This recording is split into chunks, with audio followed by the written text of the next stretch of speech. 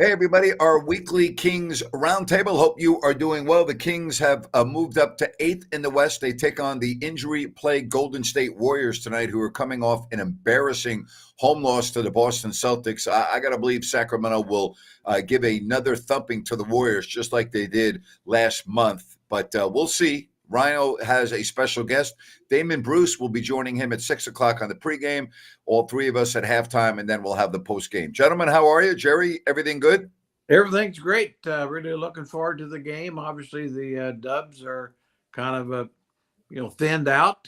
That's fine. Just try to treat them like the Celtics did. That's what I'd suggest. And especially Rhino and I were talking earlier before we came on, and with that back-to-back in Denver, as you've talked about, Grant, you know how hard that is. It's like, so if you can get the win and get your guys some rest, really give you. Oh boy, Ryan, that's a real key, not only to win the game tonight, but really put a thumping on these guys with all the injuries they have, because tomorrow starts the 6-game road trip in Denver. You go from Denver to New York. You've got Philadelphia. You got Brooklyn. Right, you've got the games on the back end. Oklahoma City and Minnesota. But win tonight. We thought, guys, we talked about this. This had to be a 3-0 homestand, and so far so good. Yeah, absolutely, Grant. To me, this is one of those ones that you get tonight, and then you don't feel bad if you drop one of those first couple on the road, because that's a tough stretch. But it feels much different, Jerry, if you drop this one tonight and then hit the road for 6. Very different, no question about it. I mean, this is kind of a must, as we've talked earlier. I mean, you just got to have this when there's going to be some games very difficult to get on the road, and you don't know just how that will go. But the Kings, to their credit, have been taking care of business at home and got to continue to do that. And if they do, I think they can move up in the standings. Well, again, tonight the Warriors, a team that they look like they're in disarray right now, guys, don't they, Jerry? They look like they're about ready to hit the tank button. Yeah, I think it's one of those things. I think if they don't you really get something going, I'm not sure how they do by probably All-Star break or trade deadline. I could see a real change because, and I don't know what they do, but they do have some assets, and so I could see them thinking, well, we're done for this year. Let's try to get younger and picks and things like that. Yeah, that bench that benefited them so well at the start of the season is not showing up. You get Dennis Schroeder, who in his time there, I heard her stat today, he's minus 130 plus since he joined Golden State. Buddy Hield also not playing particularly well. And in some ways, Jerry, the Kings put a little bit of a manual out there because they're not getting the help on the back end. They're injured, as Grant said. Just rush Curry. He's only got so much energy for both sides of the floor. Yeah, and they've got kind of the guys to do it. I think with certainly with Keon Ellis, Fox, and Keegan Murray, all three, I think can show different looks on him. And I think you're exactly right, Rhino. I mean, show him a lot of different looks and a lot of pressure. And he almost needs to get 40 or 50 for them to win. And I just don't believe they have enough firepower unless he has a huge game. Yeah, I don't see it either. I don't think that they're just not going to be able to keep pace with Sacramento. The Kings, as you said, they're 100% healthy. They just have too much going. I mean, even if a couple guys have off nights, the Kings still should have no problem beating the Warriors tonight. I mean, they really shouldn't. No, just to get normal games is really. Yep. I don't know how the Warriors take it the other side. I'm not sure how the Warriors match up with the Kings. They've been going small. It's a real problem. I mean, and Wiggins is a good defender. I mean, but really now without Draymond and Peyton, and I mean, just who defends for them?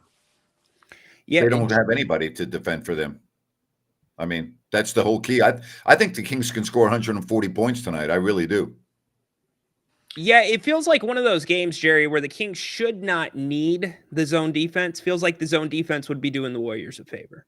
I think it probably would too. I would tend to agree with you there. I mean, the only maybe just brief spots when Curry's off the floor, I think it might be a benefit then. But with him on the floor, I think you really got to focus your defense on him. And with the zone, there's always a ways of he might get shots, but he'll get shots anyway. But you want him, his 20 shots that he gets need to all be tough ones. Jerry, why is it we saw it the last time against Golden State? The Kings fouled him twice for 2 4-point plays. We've seen a lot of 4-point plays, it feels like, in the last 5-6 games. What are you seeing that's causing that with this Kings team? Well, it is one of those things to where you really want to pressure him and you want to challenge him, but you got to be, and it leads to an overreaction. It's one of those things that it's kind of like you're getting your body going full tilt to stay with the darn guy, and it's hard to put the brakes on. Hopefully they'll be a little better aware of it because, Curry, he tries to get that situation, right. And he's pretty good at, faking it too as well. He's got a little floppage in him there. Guys, we talk about injuries impacting teams in the West. The Mavericks just lost their starting center, Derek Lively. That is a significant loss. And, you look at Dallas right now, they're only 23-20. They've had Luka and his injury. They've had Kyrie in and out of the lineup. But I got to tell you, Lively, that's a big loss for them, Jerry. Huge loss. Yeah, I don't see how they stay ahead of the Kings. I really don't. I don't either.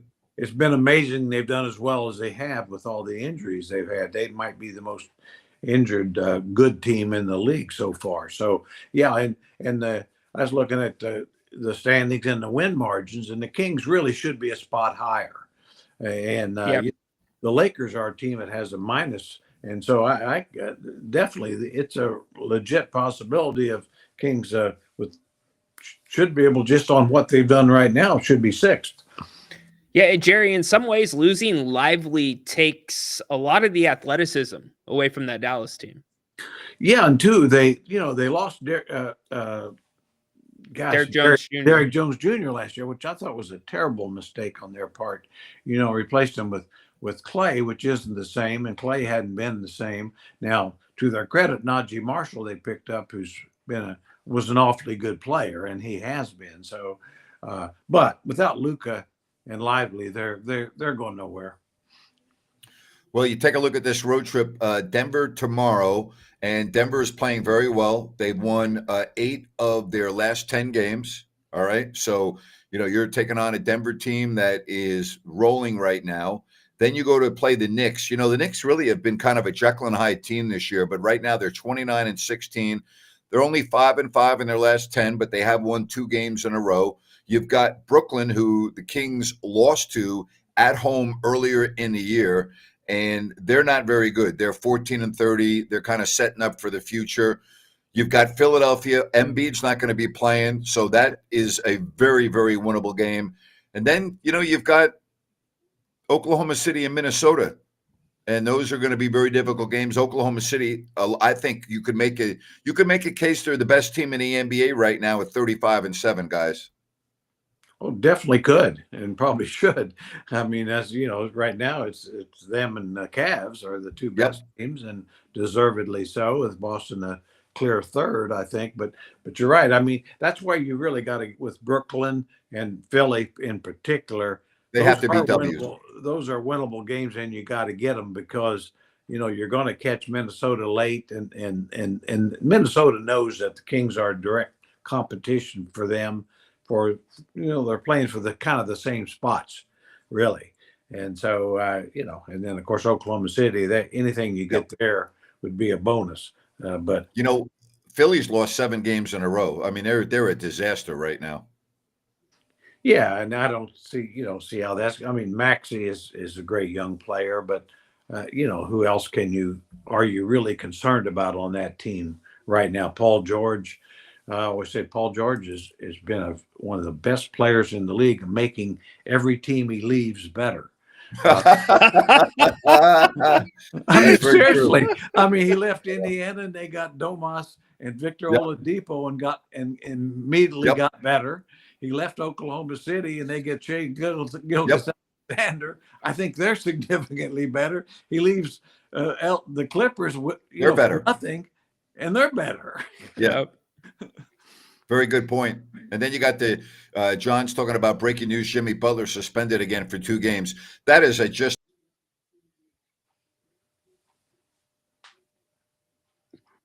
Oh, we Whoa. lost Grant. Lost. Jimmy Butler suspended 2 games, Jer, for missing a team flight, coming off of the 7-game suspension, had 1 game back.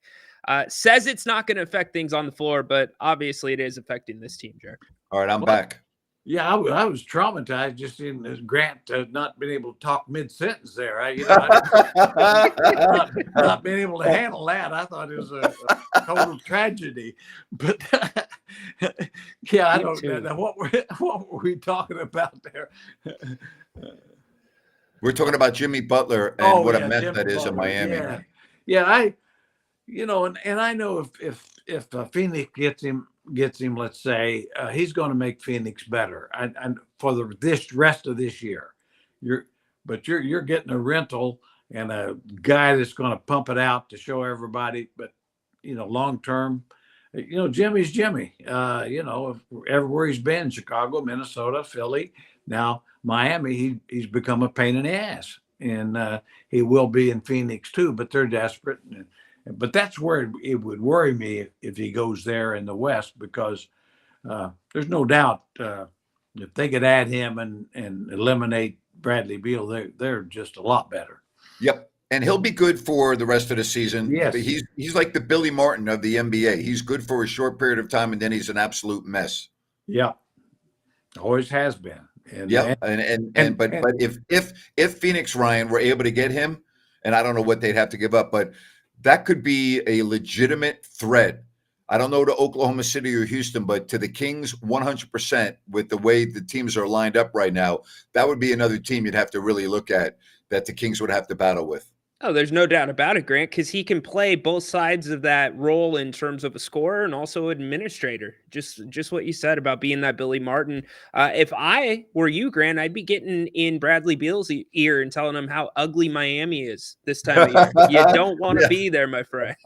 Yeah, because he's got a no trade clause, and he's going to get his money. I mean, and so let's hope. Let's hope his agent. Yeah, I don't know of too many players that say, I don't really want to go to Miami in the wintertime. I haven't really heard that before. Yeah, that argument. Humidity's terrible. Stay away. But Phoenix is pretty nice in the wintertime too. So it's not Miami.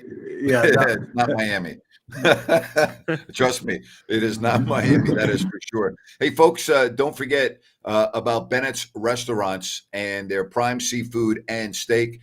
They have phenomenal entrees. Their weekend brunch is great. Their happy hour, their 2 to 6 every day, sips and taste. It's all there for you. Bennett's American Cooking. We love talking about it. Go to Bennett'sRestaurants.com. That's Bennett'sRestaurants.com. You got the West Side Grill. You got Roseville. You got Sacramento. Again, prime seafood and steaks at Bennett's. Once again, make a reservation. Go to Bennett'sRestaurants.com and check everything out. They are awesome. Also want to tell you about New Works Plumbing. They've got a fix for you. They're available around the clock 24/7. All right. Check out these phone numbers for you as you can see both Sacramento and South Lake Tahoe. Jot those phone numbers down. New Works Plumbing, they are there for you. They've got a fix for you. They are absolutely awesome. Give them a call or go to sackserviceplumbing.com or newworksplumbing.com, NEWWRXplumbing.com. Don't forget, special guest coming up tonight at 6 o'clock. Ryan, you got Damon Bruce. I'm looking forward to seeing that. Yeah, can't wait to have Damon here. Runs an incredible channel on the Warriors and Bay Area through and through. Awesome guy. Yep. By the way, back on that Jimmy Butler thing, of course, the rumors are, well, it's got to be Bradley Beal for him, but Miami, under no circumstances, wants Beal. No. They're not going to take, because Beal's got an extra year on his contract as opposed to Jimmy Butler. So Pat Riley's not stupid. He's not going to, so it has to be a 3-team deal. And so you got to find another team that would take Beal. And that means you got to find a team that's got $50 million of cap room kind of thing. So good luck. It's going to be difficult. Good luck. Yeah. In the meantime, Jimmy Butler is you would love to be a fly on a wall inside that organization, because this normally doesn't happen in Miami with Pat Riley and Eric Spoelstra. This is very unusual. It really is, because he's had some, with LeBron, he had some issues there, but Pat, he runs the show and makes sure that the coach is supported and all that. And so Jimmy, it's pretty clear he's really trying to drive the wedge to get out of there. Just like he did in Philly and Minnesota and Chicago. So nothing's new. All right, So, here's guys, a question. Go ahead, Ryan. Yeah, I was just going to ask both of you really quick. How's that dynamic work in the locker room then? If you're Jimmy, but you're showing up and being professional for practice and games, but all this is just the noise outside the building. It's a problem in the locker room, Jerry. And we've been in many locker rooms. One player can disrupt an entire locker room, and it's almost like a dark cloud in the locker room, and it's a constant distraction. The other players are being asked about it constantly. It is just there. It is not a good situation, period. No, it's one of those things to where the rest of the team knows that he's not all in. Yep. And that's where it starts. And the second thing, now the players themselves, they're all in the union. So they're not going to, and they may like him personally, but they know he's not all in. And that's the key. Right. And so that, when a guy like that says, I want out, it's like a James Harden or whatever, they know he's basically saying, I don't want to play with you guys anymore. And Right, so, and they'll look at, well, it's all business, but it's a hurtful situation. all right, we talk about a basketball team being like a jigsaw puzzle, that the pieces have to fit. And you may have a piece that looks a lot nicer than another piece, but it doesn't fit. De'Aaron Fox, we acknowledge he's a very good player. That's really not debatable. He's a very good player. But right now, the fit with Monk on this team is better, is it not? Well, he's more of a true playmaker. I mean, with Monk, I think in fairness to De'Aaron, he's really more of a scorer. It's actually the right fit now. He doesn't have the ball as much as he would like, and I think that probably has led to his assist to turnover ratio really not as good as it could be. But to your point, I think it's pretty clear that right now the team prefers Monk really running the show more than Fox or certainly DeRozan, and even he's taken some of the ball away from Sabonis, which I think is okay as well. Yeah, I think that's one of the most underrated things that people don't talk about with Doug Christie. It's the fact he's putting Sabonis where maybe he's belonged all along. The Kings were maybe forced into that corner, Jerry, where you had to have him administrate, because if it's not him, it's not going to be Fox, Jerry. Yeah, I think that's exactly right. I think, with Monk now, you got another real playmaker as well as Sabonis. And so I think Fox and DeRozan can do what they do. I mean, they're both great individual scorers. Now, the bad news, if you're Fox or Fox's agent, he's probably not going to have as many scoring opportunities as he once did, because he won't have the ball quite as much. But I thought the last game or so he really handled it well, because he really defended and tried to do some other things. But as we go, we'll learn more. Yeah, bigger sample size. Grant, the Kings are 8-4 when De'Aaron Fox has 8 or more assists in a game. How about that? Yeah.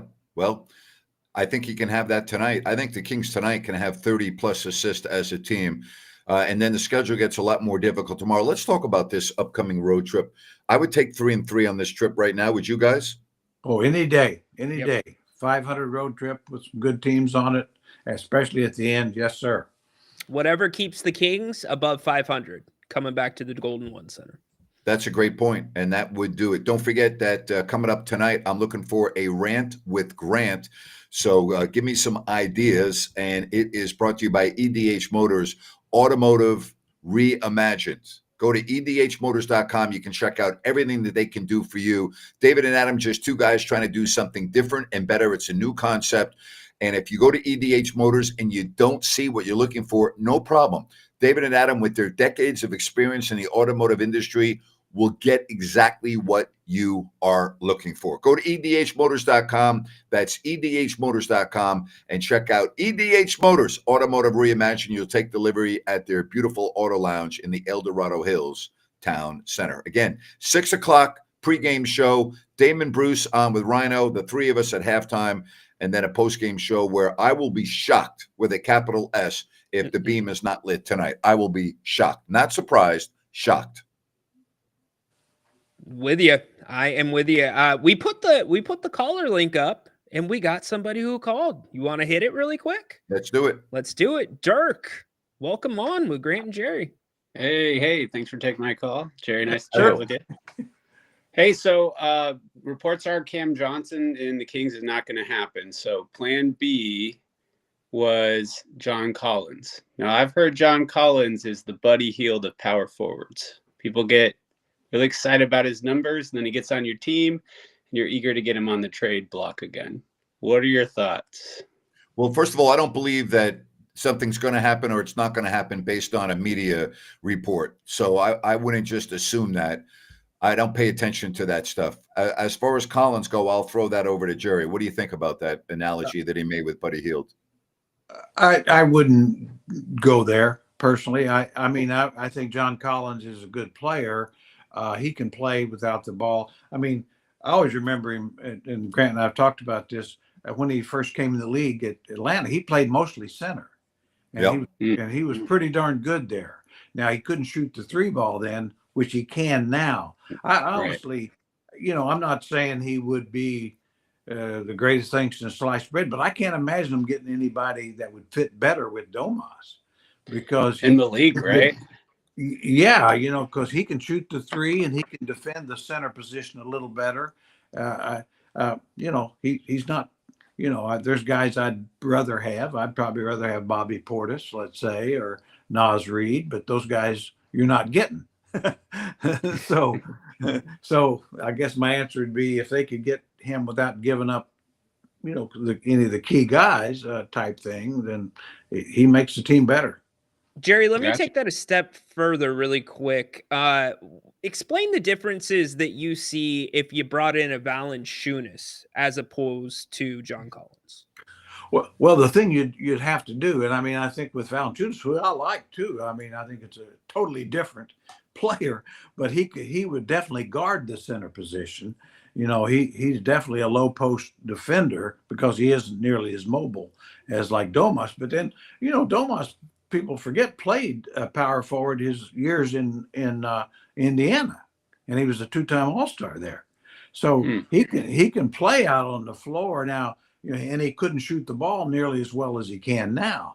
Now, conversely, Valanciunas is a good perimeter shooter, and over the years, he could step out and be that corner center, kind of like the Al Horfords and you've seen. So here again, it's up to the coach, but it's always said that utilizing your personnel correctly is always the key. If you get good players, and Valanciunas is a good player, and he's a tough buckaroo. I mean, he will knock somebody down and hurt them. And this team, could kind of use a little dose of that. But either guy would I think would be a very good pickup. Grant, Dirk, can I get one follow-up? Any other questions, buddy? Go ahead. What's that? Any other questions that you have for us? Specifically Valanciunas. Ryan, I'm high on Valanciunas. I think he would work beautifully as the backup center. Ryan mentioned, Jerry, that you thought that him and Domas could share the floor. And I've always thought Domas, one opportunity with him was his ability to close out on the three-point line. And I assume he played the four, like a version of a four. Yeah. So how would that work if they're sharing the floor in your mind? Well, I think it could work. I don't know that you'd want it 35 minutes. I kind of like, I think with Valanciunas, I think he would play some backup five. And I think conversely, I think Domas could play some backup four. And like I said, he was an all-star 2 years in Indiana as a four. Miles Turner was the center. And it's a little different circumstance. I mean, because offensively, Domas played inside more than Turner because Turner's softer and mush, but that's another story. But so I'm on your page there. But I think that they could work together. I could see them on the floor for 20 minutes together. Cool. I mean, the question would be, okay, you got Trey Lyles as a four. You can't tell me that he's a better defender than Domas out on the floor. No way. I mean, you could tell me that, it wouldn't be true. One last follow-up, because I got a buddy who's a diehard Indiana Pacer fan, like I am a Kings fan, and he says Indiana's probably not on the trade market, but if it was anybody, it'd be Obi Toppin that they would deal. Do you agree with that statement, and is that feasible? Yeah, well, I think so, and he'd be a nice get too. You know, I like the other two guys better because he's kind of, to me, I would call one of those guys I call cruise control guys. He's, you know, I mean, he can make shots and he's very athletic. Yeah. But he's really not. He doesn't play with a lot of force. But Mm. but on this, but he is a long athletic guy. Gotcha. As we all know, on a team that don't have a lot of long athletic guys. So for Dirk, the right good stuff, guy, buddy. Good, Yeah. Dirk. Really good questions. We Yeah. appreciate you coming on. Thanks, guys. Very good. stuff. Thanks, Dirk. Really good stuff from Dirk. Yeah, Absolutely. Dirk knows his stuff. Yes, he does. Indeed. Yes, he does. Hey, before we move on, I want to tell you about Sunrise Landing, the newest residential community in Colusa. You go to ColusaSunrise.com. You'll get all the information you need from this Blazona development project in Colusa. No Mellorews, no homeowners, adjacent to the Colusa Golf and Country Club. Good access, I-5, Highway 20, Highway 45. Check everything out by going to ColusaSunrise.com. That's ColusaSunrise.com and Sunrise Landing. Again, Damon Bruce, 6 o'clock tonight with Rhino with the Kings pregame show. Looking forward to it. It will be good. We'll get you guys in on the action too. So make sure you're here. Fun show. And then halftime, the three of us, and then post-game show. So we appreciate everybody. We're going to be talking Kings basketball all night, so we'll wrap the show up. And Jerry, maybe you get a nap before the game starts, okay? Hey, I guarantee you I will. That's not a problem. I will, but I'll be ready for you guys. I know you. And Ryan, have a great show with Damon and give him my best. I will definitely do that. Thanks, Napes. All right. And we'll talk to everyone again, the three of us at halftime, post game with your phone calls. Enjoy the game, everybody. Again, Ryan, 6 o'clock pregame show. Don't miss it. Thanks for joining us right here on If You Don't Like That. Bye-bye.